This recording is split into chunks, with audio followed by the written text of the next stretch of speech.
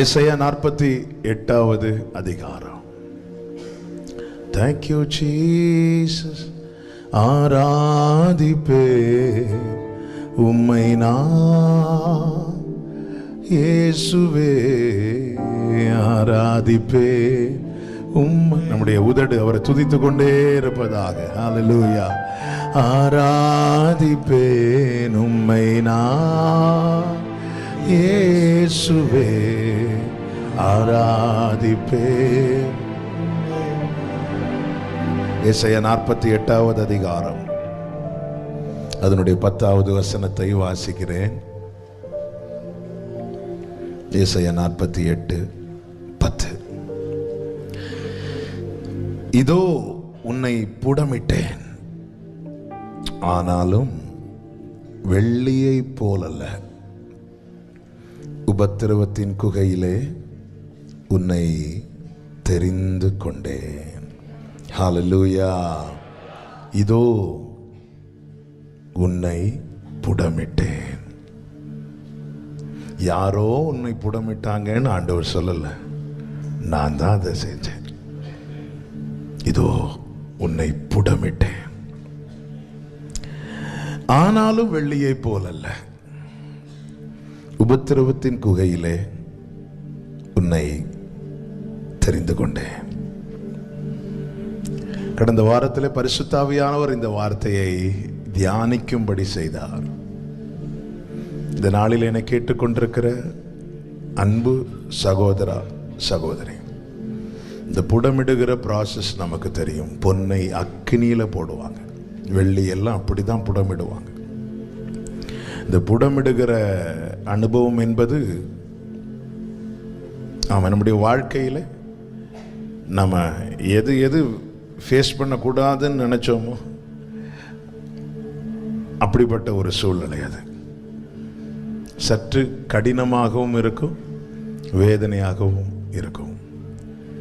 இந்த புடமிடுகிற அனுபவம், ஆண்டவர் சொல்லுகிறார், இதோ உன்னை புடமிட்டேன். அவர் எங்கேயுமே உட்கார்ந்து ஆசீர்வதிக்கிறவர் என்று பார்க்க முடியாது, ஆனால் உட்கார்ந்து புடமிடுகிறவர் என பார்க்க முடியும். ஆமென். தேவனால் புடமிடப்படுகிறவர்கள் அறிந்து கொள்ள வேண்டிய ஒரு சில காரியங்களை தான் இந்த வார்த்தையை வைத்து நான் சொல்லி நம்ம ஆராதிக்க போகிறோம். புடமிடப்படுகிற அனுபவத்தில் நம்முடைய வாயில அதிகமாய் புலம்பல் வரும். ஆனால் அதை புரிந்து கொண்டோம் என்றால் ஒன்று ஸ்தோத்திரம் பண்ணும், இல்லைன்னா அமைதியா இருப்போம்.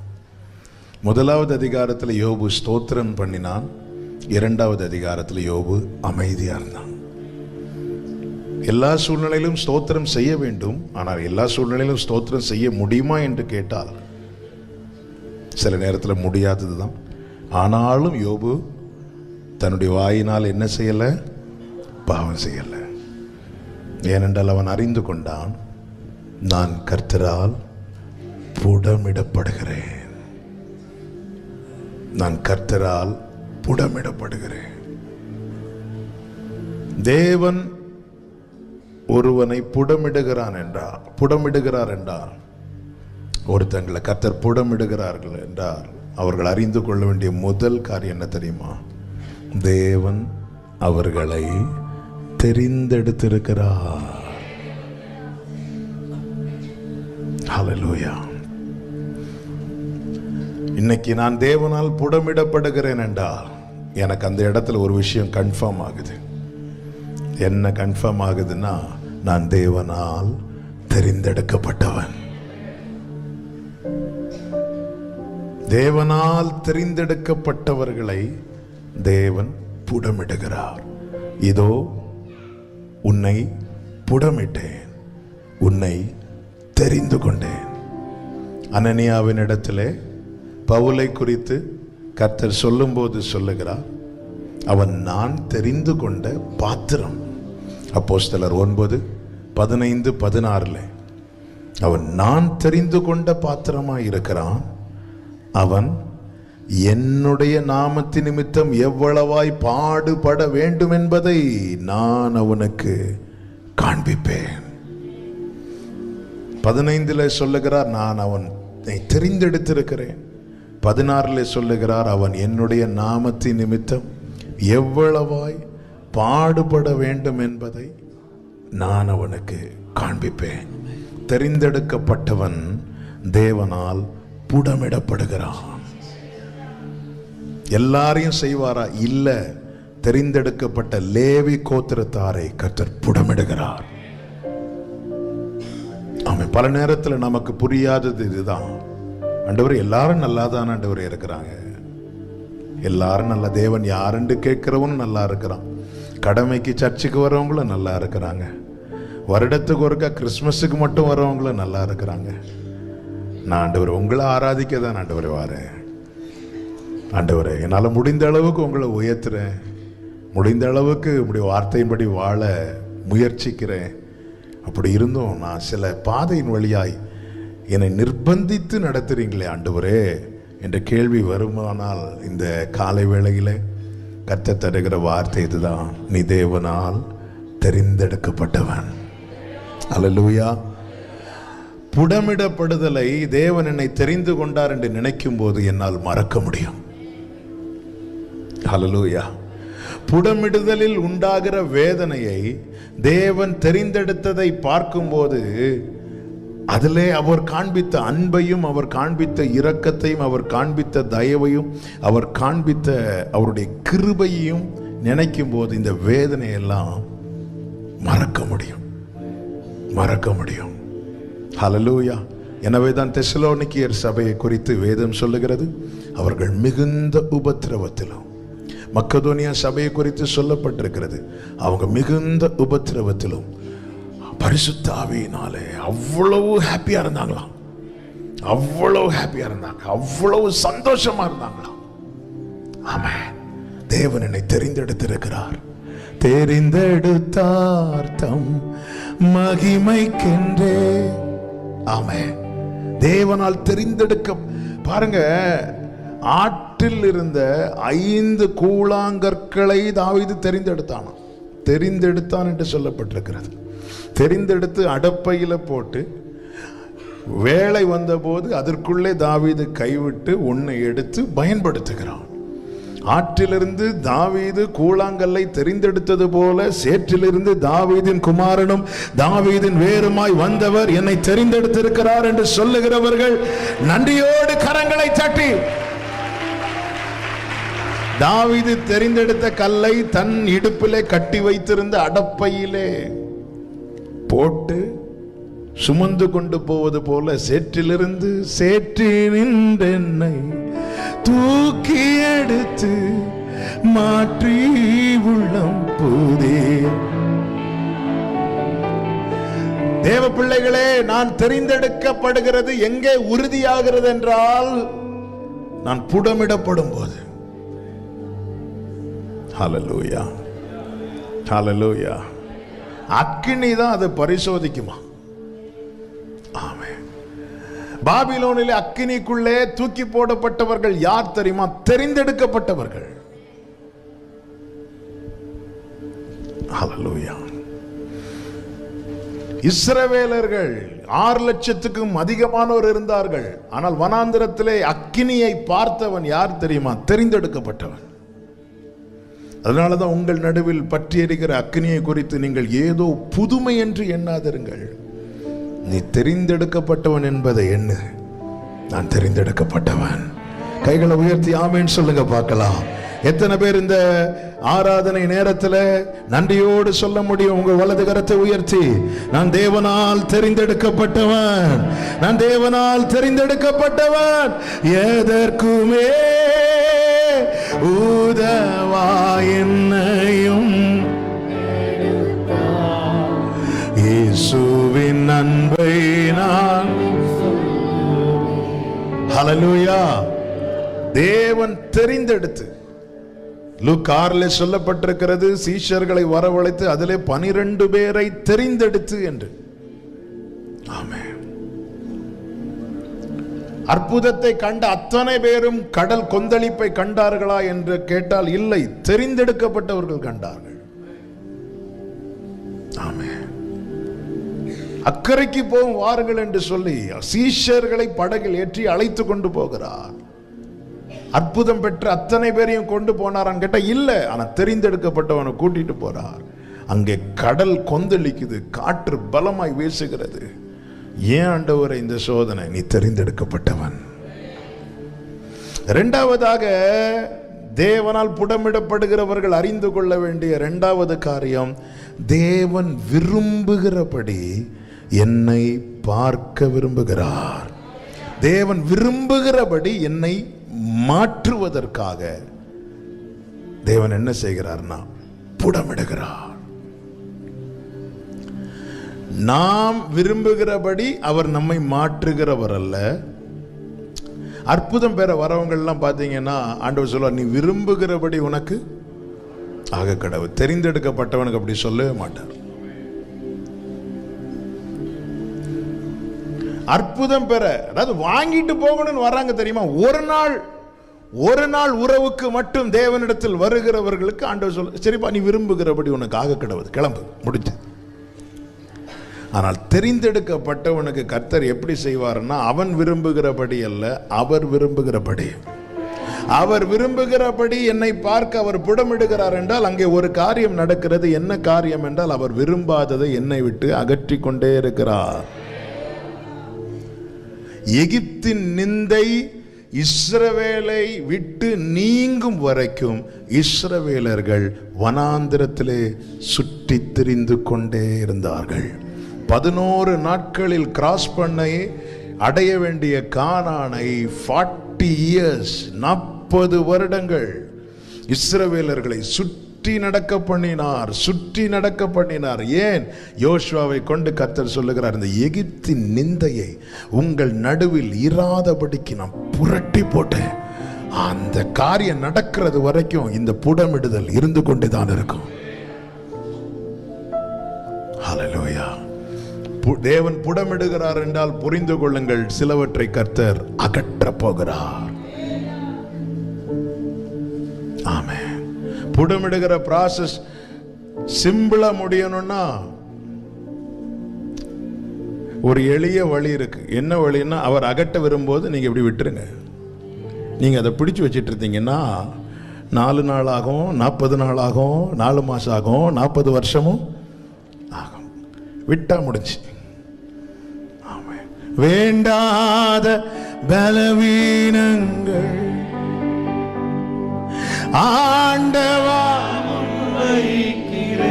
கைகளை உயர்த்தி சொல்லுங்க, மீண்டும் தலை தூக்காமல், மீண்டும் தலை தூக்காமல். ஆமென். ஆண்டு முடியட்டுமே.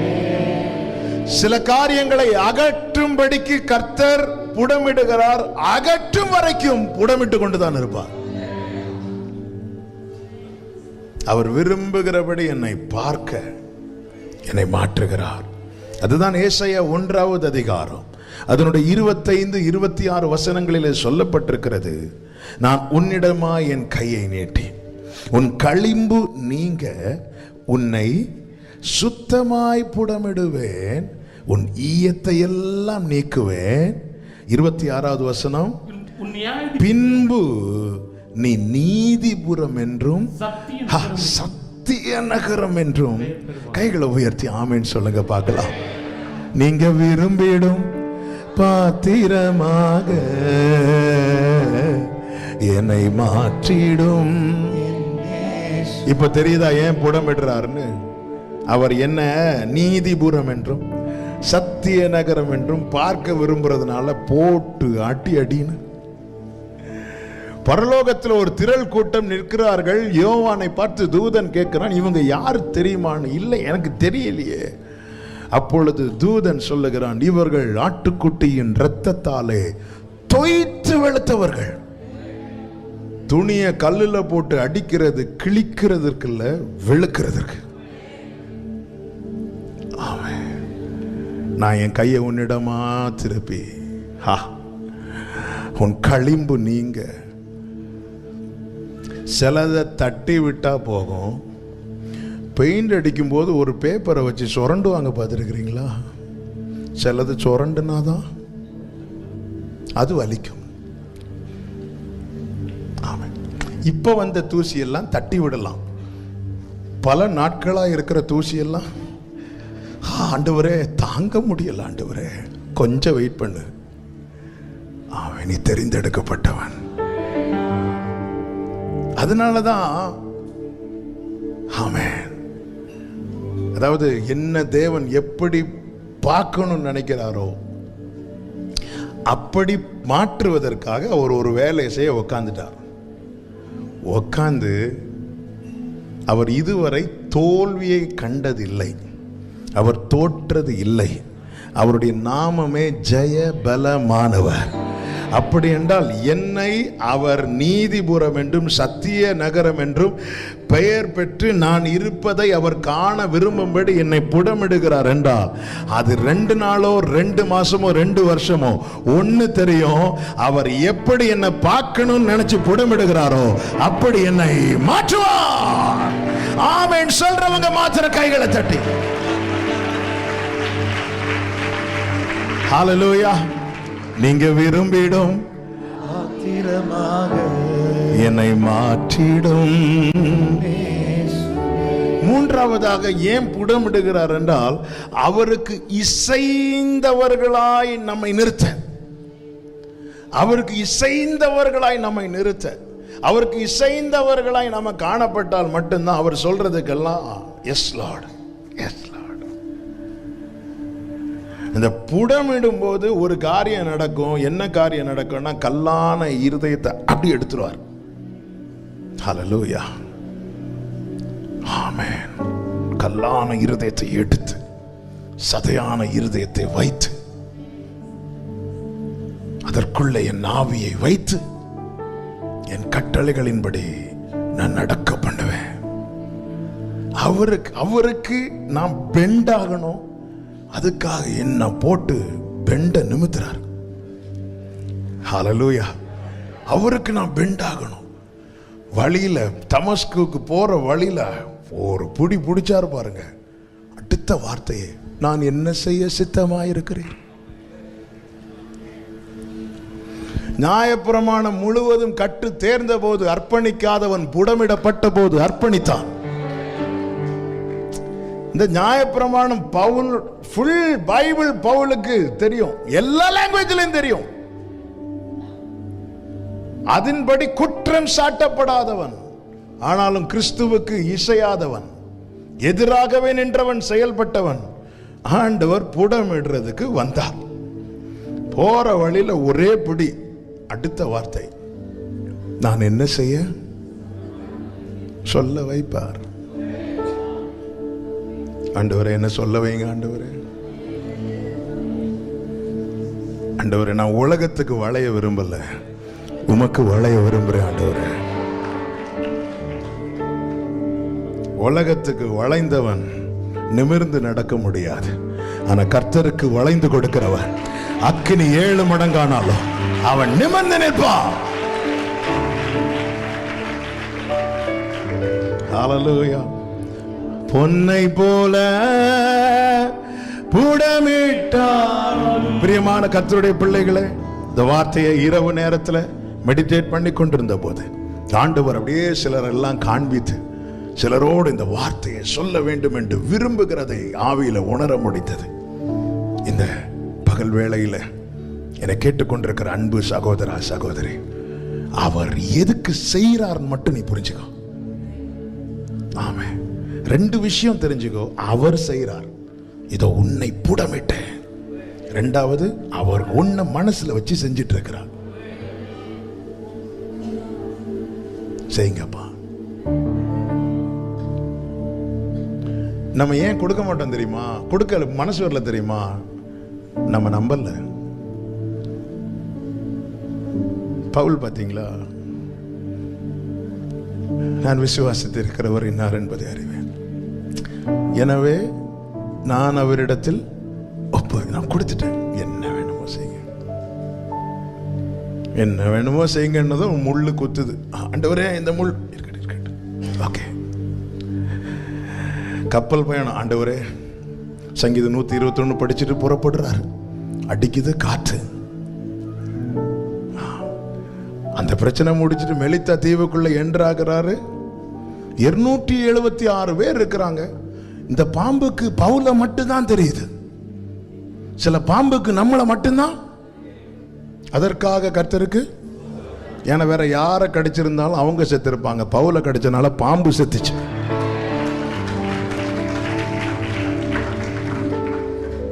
ஹல்லேலூயா, ஹல்லேலூயா.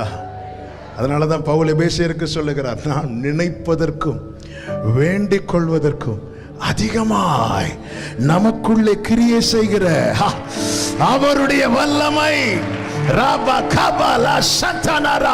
நல்ல கையை தட்டி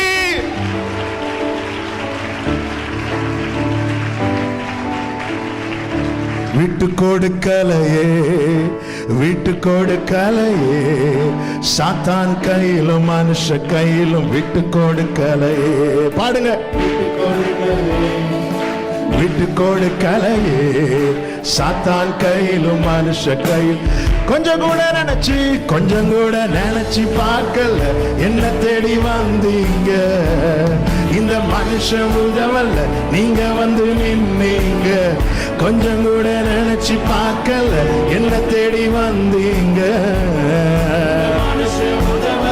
நீங்க வந்து நின்னு சந்தோஷமாய் விட்டு கொடுக்கலையே, விட்டு கொடுக்கலையே, சாத்தான் கையிலும் மனுஷ கையிலும் விட்டு கொடுக்கலையே. ஆமே.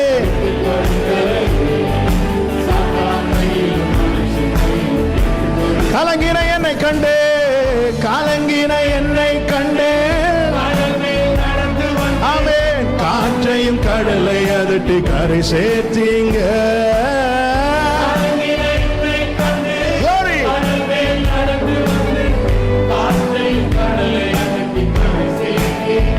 ஆமே. அற்ப விசுவாசம் நிறைந்த என் வாழ்க்கையில அற்புதம் செய்பவராய் வந்து விட்டீங்க. என்னை ஆற்றி தேற்றி அரவணைச்சீங்க. அப்பா, நல்ல தகப்பனாக தூக்கி சுமந்தீங்க. விட்டு கொடுக்கலையே, விட்டு கொடுக்கலையே, சாத்தான் கையிலும் மனுஷ கையிலும். க்ளோரி. விட்டு கொடுக்கலையே.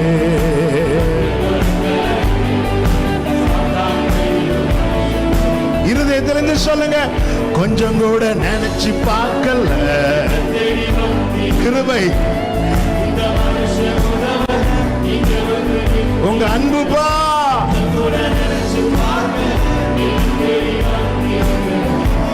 இந்த மனுஷன் உதவல்ல. ஆமே. விட்டு கொடுக்கலையே. அவர் விட்டு கொடுத்திருந்தா எத்தனை காரியங்களை பார்க்காம போயிருந்திருப்போம் தெரியுமா? எத்தனை காரியங்களை பார்க்காம போயிருந்திருப்போம்.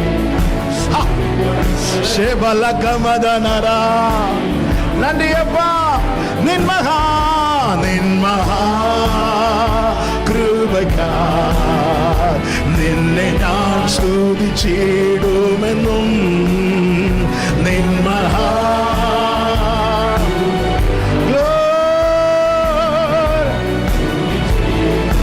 ஆமென் சொல்லுங்க. ஹல்லேலூயா.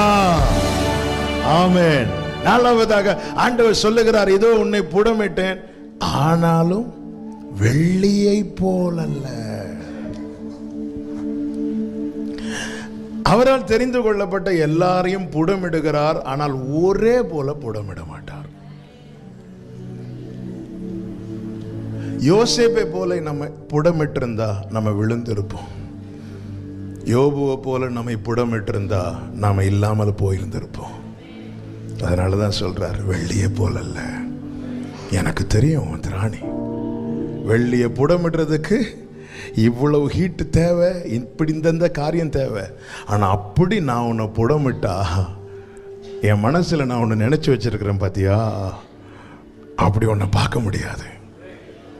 அவருக்கு என் திராணி தெரியும். இதுக்கு மேலே இவன் தாங்க மாட்டானா, அந்த உபத்திரவத்தின் குகையில் ஒரு கை நீட்டப்படும். ஹல்லேலூயா. Praise the Lord. நான் உன்னை புடமிட்டேன், ஆனாலும் வெள்ளியை போல. அதனாலதான் நம்பி அவர்கிட்ட கொடுங்க. ஹல்லேலூயா. ஆண்டவர் யோபுவுக்கு என்ன செட்டப்போ புடமிடுறதுக்கு என்னென்ன ப்ராசஸ்ல யோபு புடமிடப்பட்ட அதே தான் இந்த ஜான் சாமுக்கும். நான் நீங்கள் என்னை தேடியும் காணாதிருப்பீர்கள், அவருக்கு தெரியும். ஆமென். பேதுருவுக்கு புடமிட சாத்தான் உன்னை கோதுமை புடமிடுறது மாதிரி கேட்டுட்டான்பா, நானும் உன் விசுவாசம் ஒளிந்து போகாதபடிக்கு 3 தடவை மறுதளித்ததும் வேதம் சொல்லுகிறது இயேசு அவனை திரும்பி பார்த்தார். ஏன்னா இதுக்கு மேல அவன் தாங்கிட மாட்டான். திராணிக்கு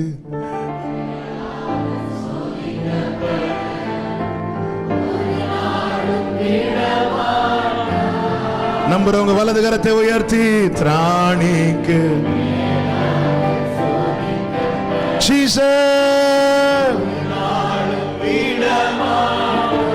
சொல்லுங்க. தாங்கிடும் பலன் தருவார், தாங்கிடும் பலன் தருவார்.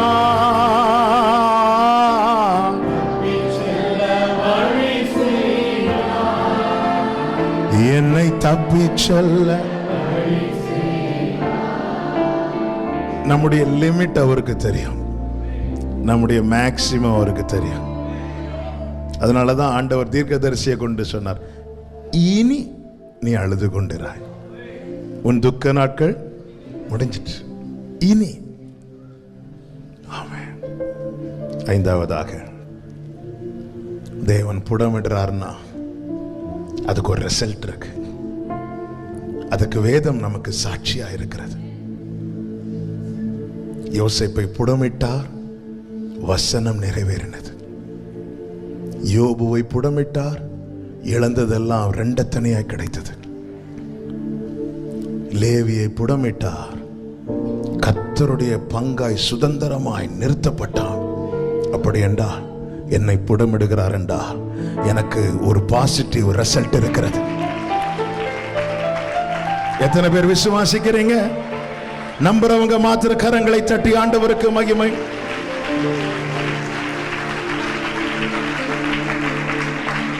யோசேப்பு புடமிடப்பட்டான்.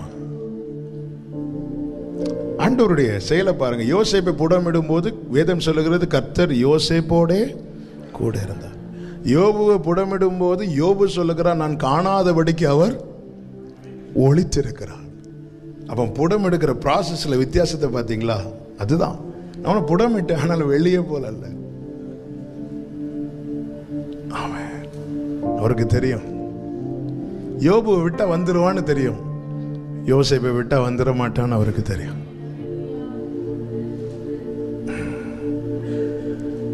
என் தேவன் அல்லவர். இந்த தேவன் என்றென்றைக்கும் உள்ள சதா காலமும் நம்முடைய தேவன். மரண பரியந்தம் நம்மை நடத்துவார். ஹல்லேலூயா. Glory, glory, glory. புடமிடுகிற நேரத்தில் மனுஷர்கள் எல்லாம் தலைமையில ஏறி போகலாம்,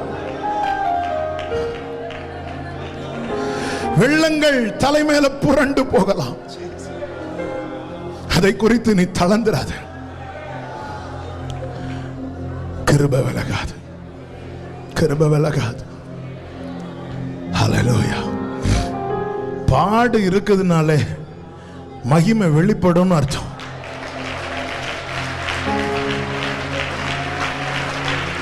இந்த வேதம் நமக்கு கொடுக்கிற பெரிய நம்பிக்கை என்ன தெரியுமா?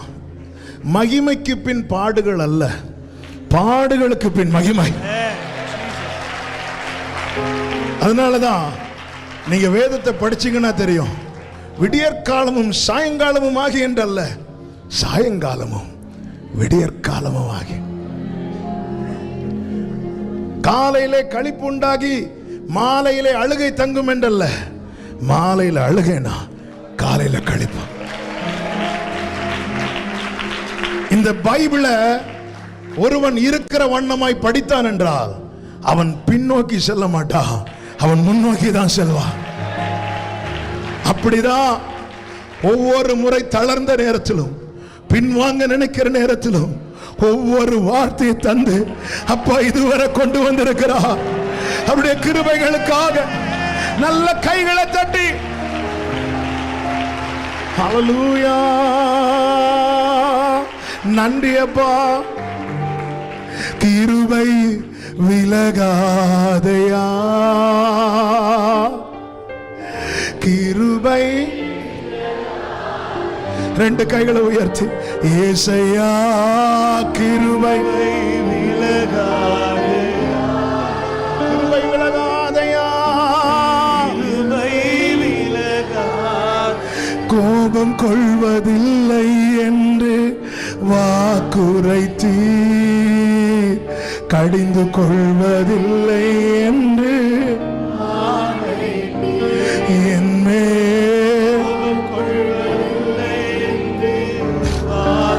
சாரிப்பா. புடமிட்டது கோபத்துல நினைச்சிட்டோம்ப்பா, ஆனா அன்புல இன்னைக்கு காட்டிட்டீங்க ஆண்டவரே. நன்றியப்பா.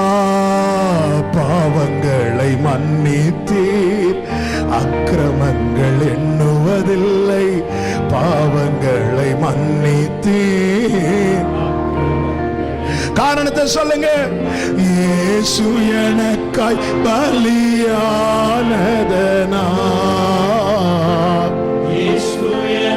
நம்புறவங்க மட்டும் ரெண்டு கைகளை உயர்த்தி கண்களை ஏறெடுத்து சொல்லுவோமா? கிருபை விலகாதை. க்ளோரி. கிருபை விலகாதை இயேசையா, கிருபை விலகாதையா,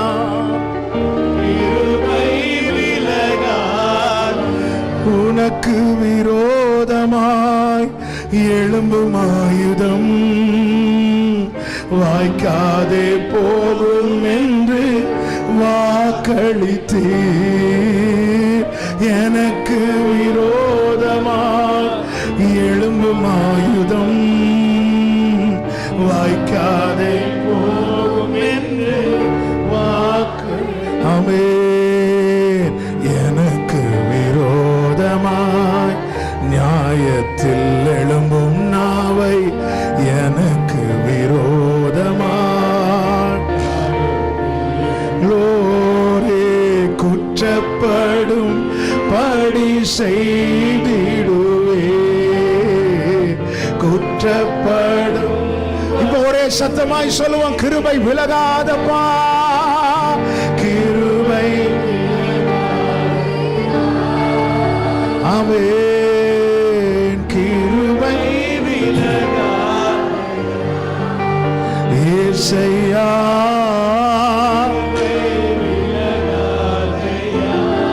ஹல்லேலூயா.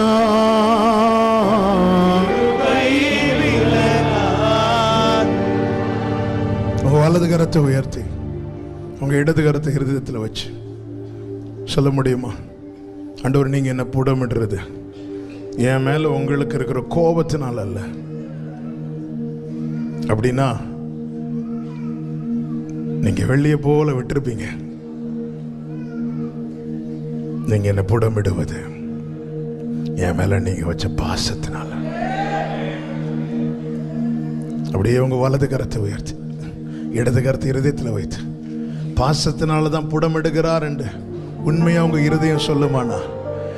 சத்தமா லவ் யூ ஜீசஸ் சொல்லுங்க பார்க்கலாம். லவ் யூ ஜீசஸ் சொல்லுங்க பார்க்கலாம். Love you Jesus, love you பா, லவ் யூ ஜீசஸ்.